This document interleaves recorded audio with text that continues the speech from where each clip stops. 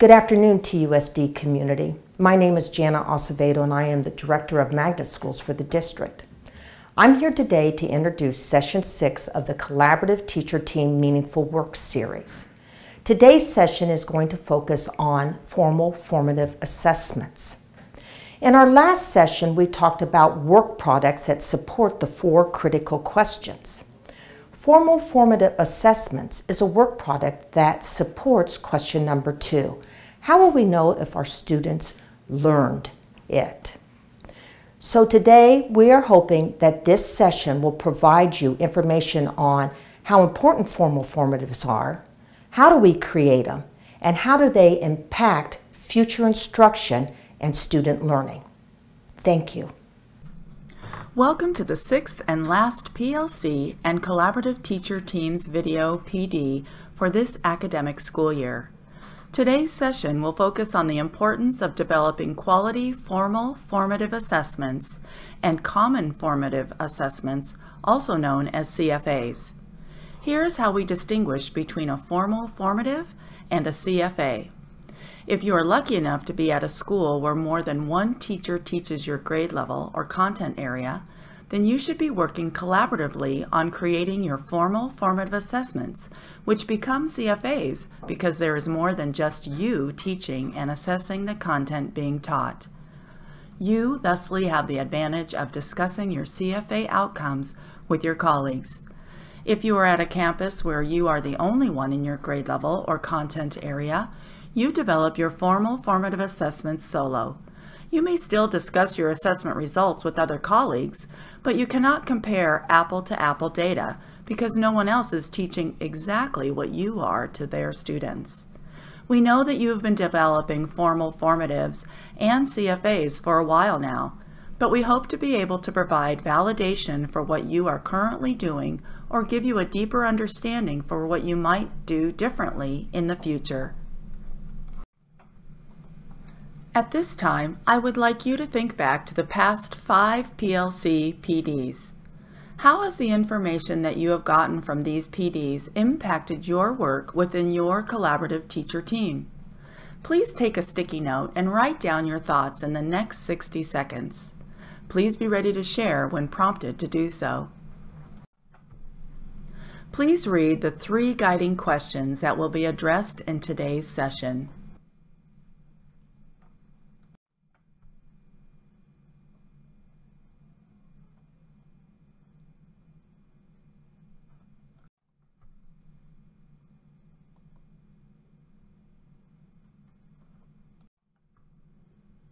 The Danielson rubric is TUSD's evaluation tool.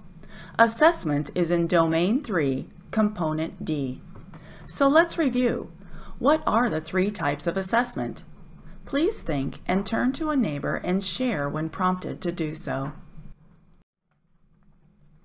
Yes, the 3 types of assessment are pre-assessment, or finding out, formative assessment, keeping track, and summative assessment, making sure. Now let me share a cute cartoon with you.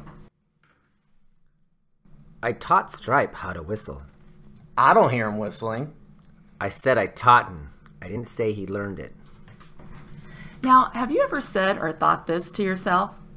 It is assessment, and especially formative assessment, that lets us and our students know what has been learned and what hasn't yet been learned.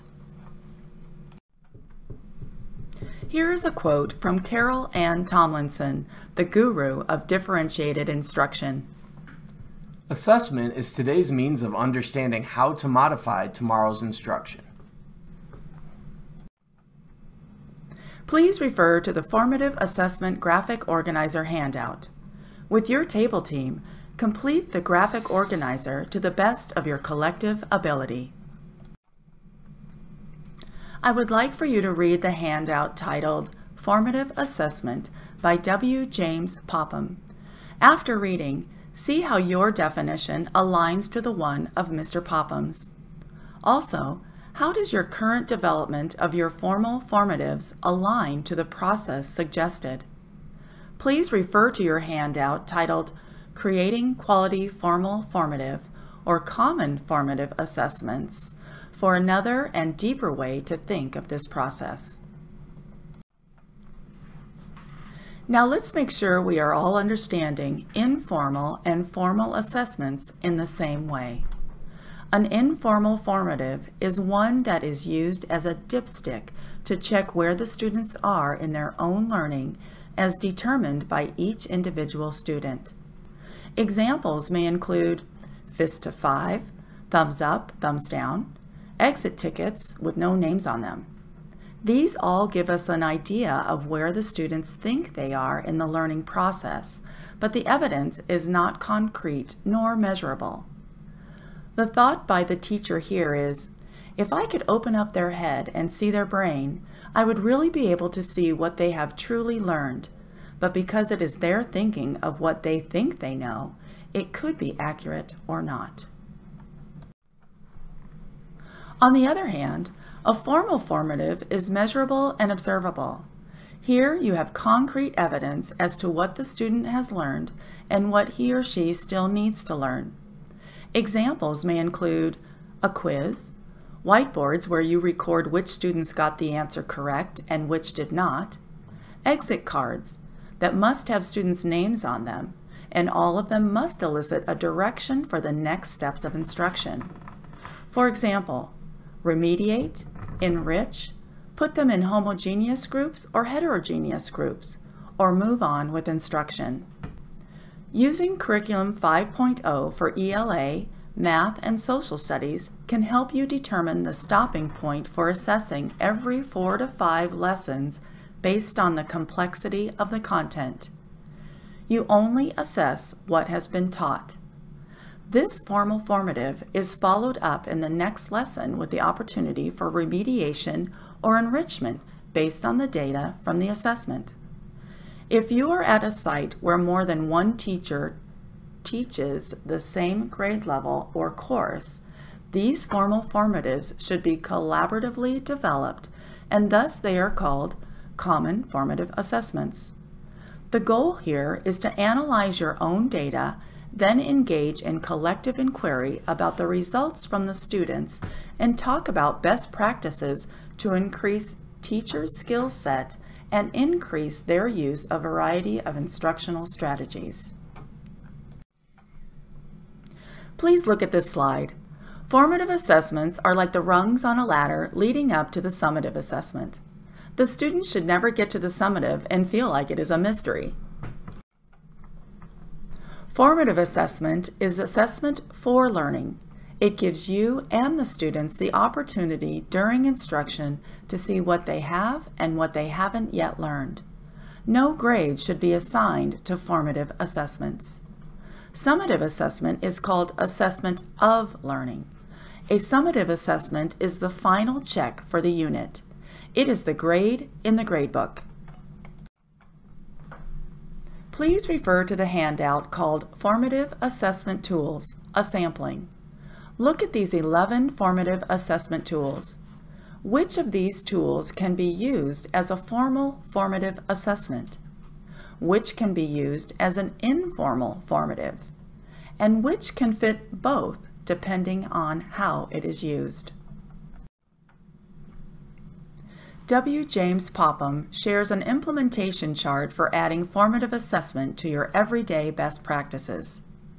Where are you in the process? Where is your collaborative team? And where is your school? Please read the quote at the bottom of the page from Mr. Popham. What thoughts do you have? Please turn to a neighbor or get up and find a partner to have a brief conversation. It is time to close today's PD. Please read the 2 prompts on the slide. Take a few seconds to formulate your thoughts and be ready to share them in a small or large group. I thank you for your engagement and participation. As we all know, 6 45-minute PD sessions cannot give us everything that we need to know and be able to do to become a highly functioning collaborative teacher team. There is further work to be done. Ask questions, do some reading, become the learner in this very important journey of becoming the very best collaborative teacher team that ensures learning for all students and adults.